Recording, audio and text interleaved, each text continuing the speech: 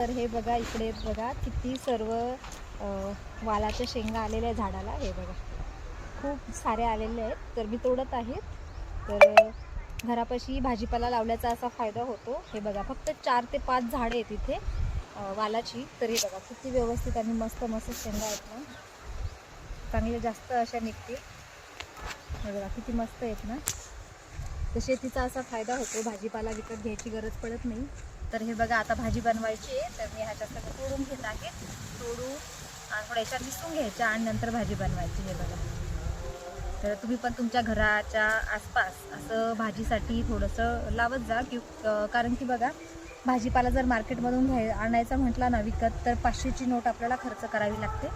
तर त्याच्यापेक्षा अशा पद्धतीनं जर घरच्या घरी भाजीपाला थोडाफार केला तर विकत घ्यायची गरज पडत नाही, नाही का.